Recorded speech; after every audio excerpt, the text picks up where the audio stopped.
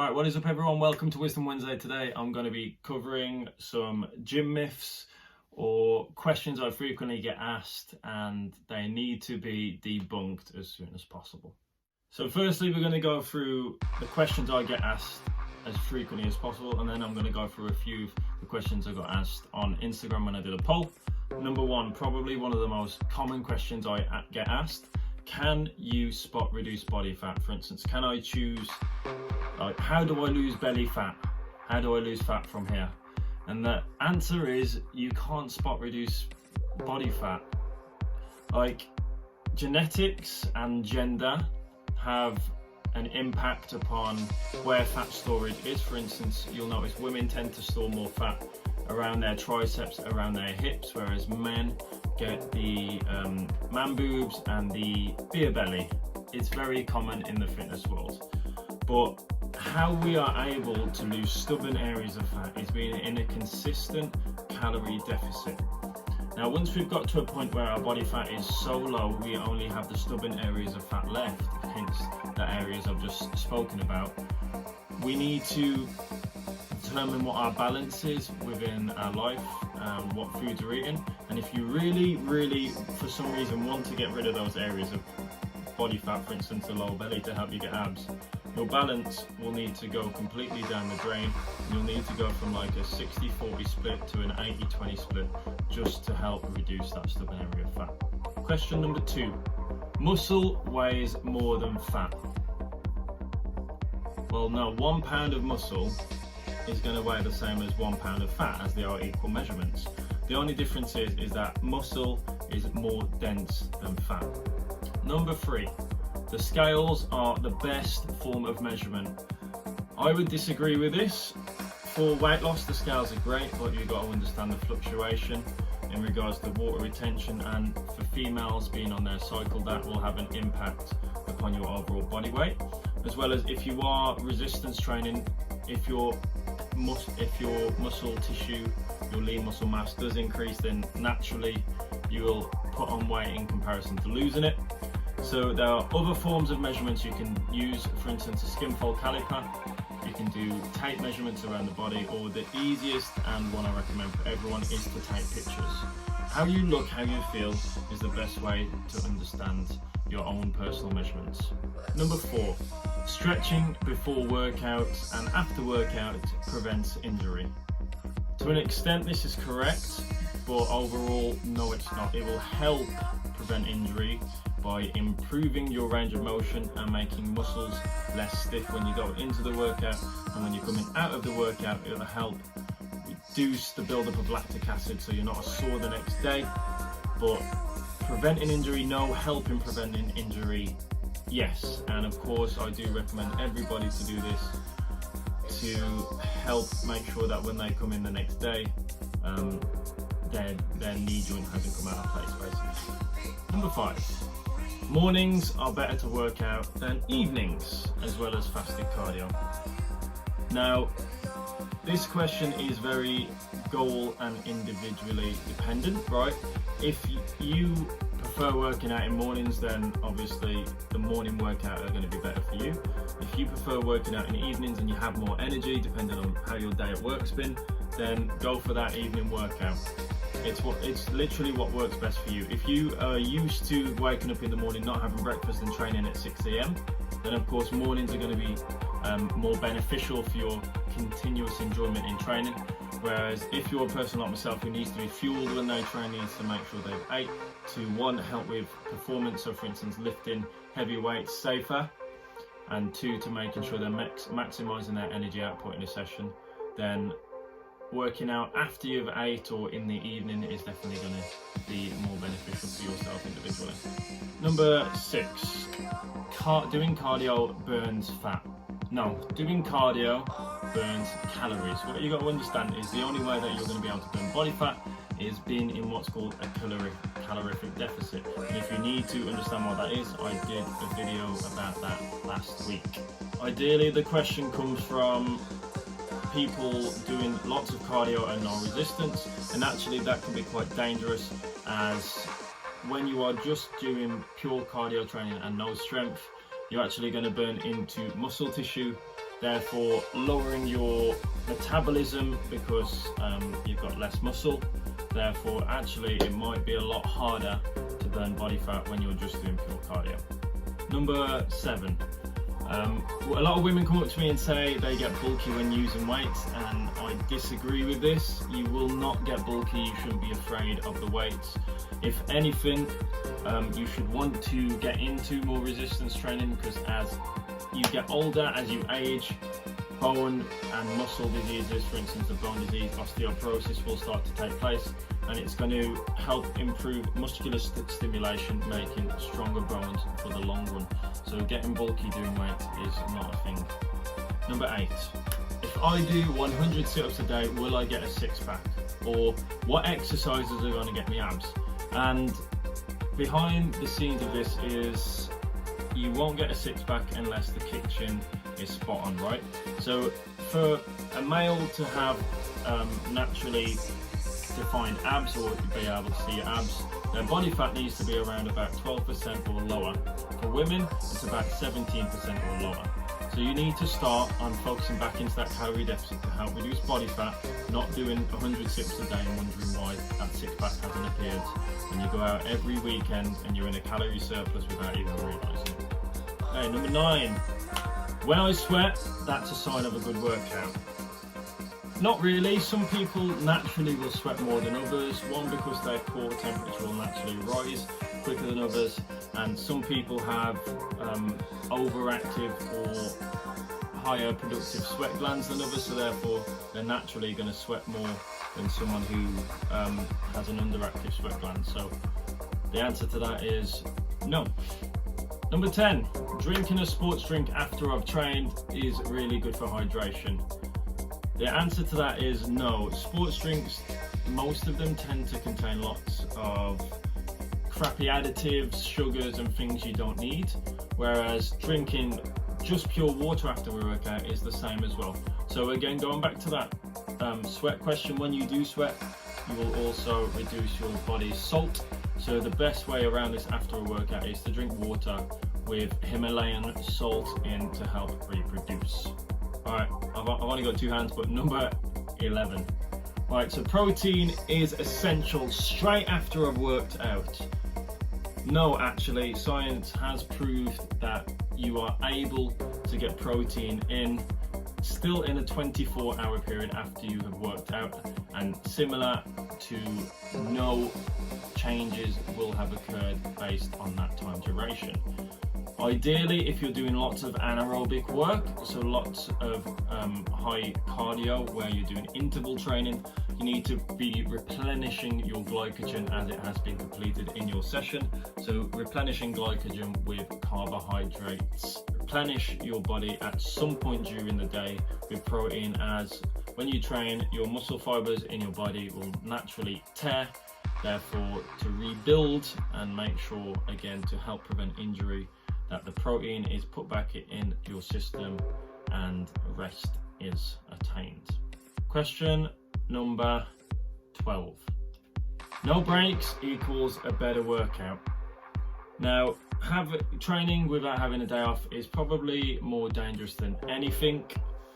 One, because you need your muscles to repair when you are training, therefore to help again prevent the risk of injury. So you can do this through sleep, through active recovery sessions, and of course improving and increasing your levels of protein each day.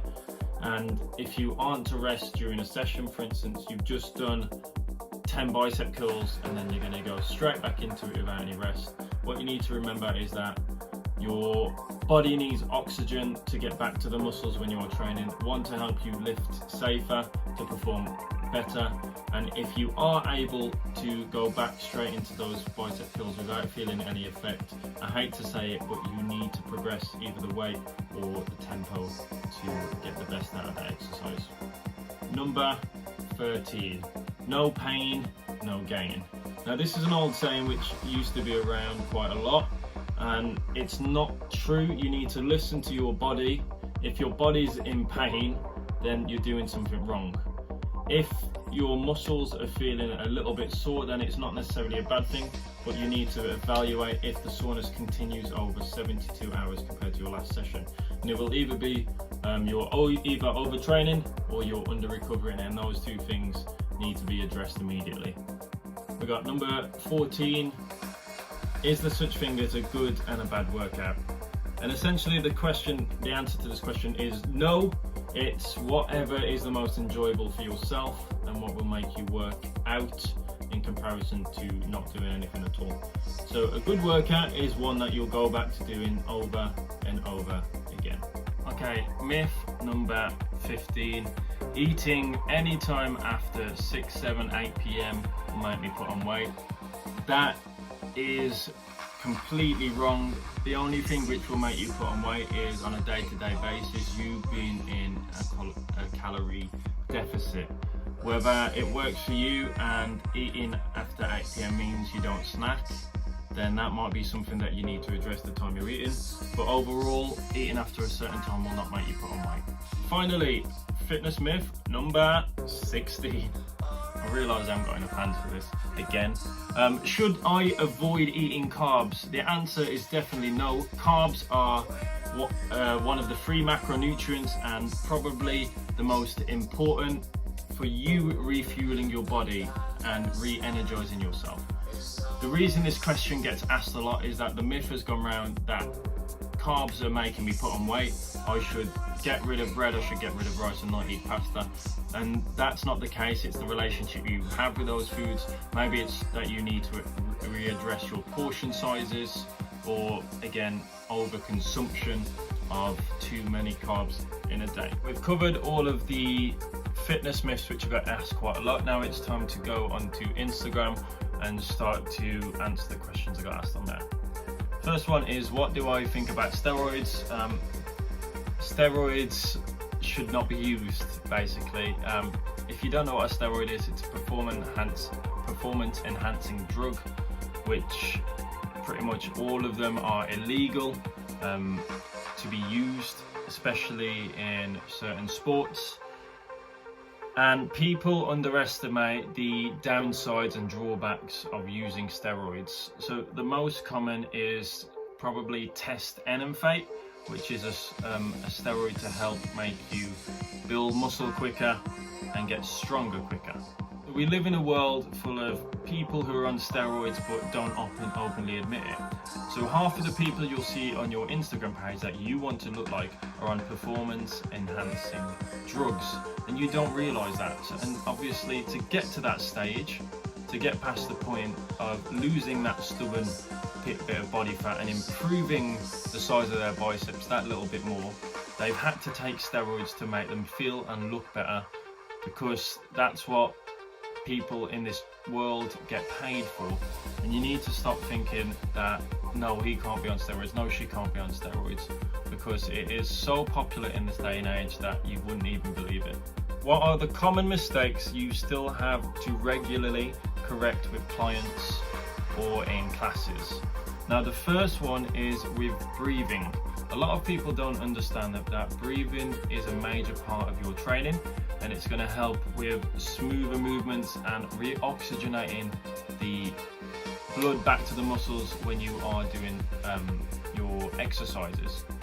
So if you're not able to breathe, your muscles are going to burn out a little bit quicker, and your diaphragm, your intercostal muscles aren't going to be able to get stronger as you naturally hold your breath when training, and we don't want to have any injuries or any problems with muscles when we get older. Secondly, to that question is people rushing through exercises. What people don't understand, when exercises are rushed, technique and mind to muscle connection is lost.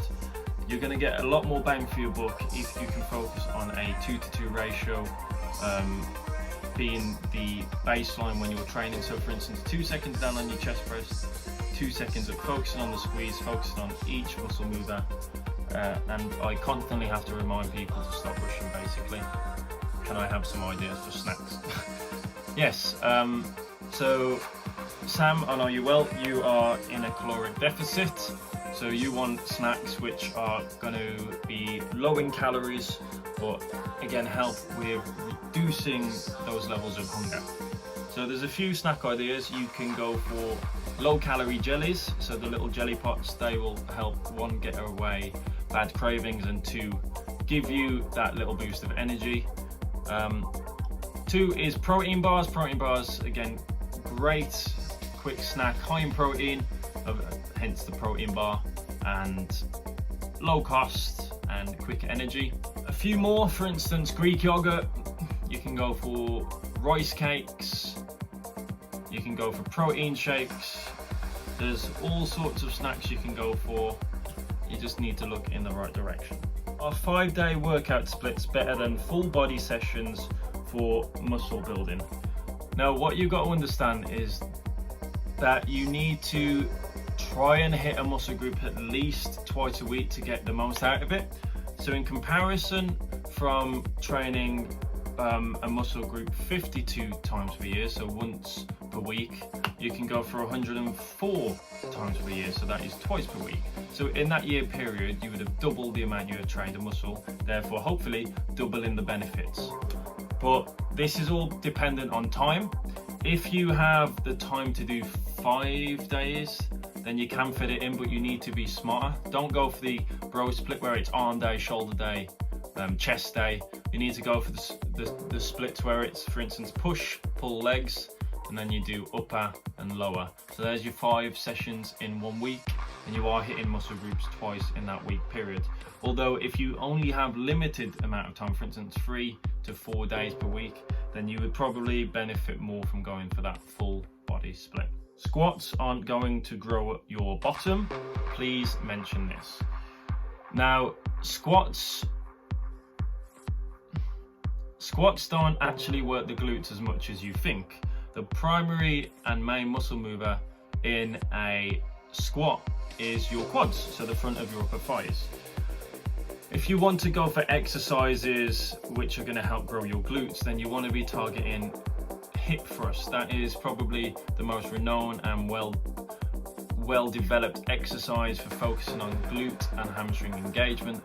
Therefore, you're going to get growth if you do imply progressive overload into that hip thrust move. There is a myth that you only train quads. True or false? You tell me. Does it look like I train quads? There's your answer. Best breakfast to have when in a calorie deficit to lose weight. So this is quite a vague question. It will all depend on, of course, working out your total daily calories, including your BMR, your TDEE, and then being able to adapt calories for the morning that will help you sustain long during the day, and then of course working out the rest of your calories throughout the rest of the day. There are obviously quite a few low calorie options, quite popular. So oats, porridge, Weetabix, these are all low calorie options for you to get quick calories, quick carbs in to start off your morning. But again, it just depends on the individual for that question. Best weight training exercises to do to get rid of overhang. Again, I did mention this earlier, there are no exercises which are going to get rid of overhang. It all depends on you being in a calorie deficit for long periods of time to help get rid of those stubborn areas of fat. Now, of course, some people will have more overhang than others. For instance, women who have had children will naturally have quite an overhang of their stomach. And you can reduce this to an extent, but you can't fully reduce an overhang. But of course, to reduce it as much as possible, calorie deficit consistently and having ridiculously low body fat will all help amongst that. Guys, I hope you enjoyed the gym myth questionnaire for today. If I didn't answer any questions that you have on your mind, please feel free to DM me and I will answer them accordingly. Thanks.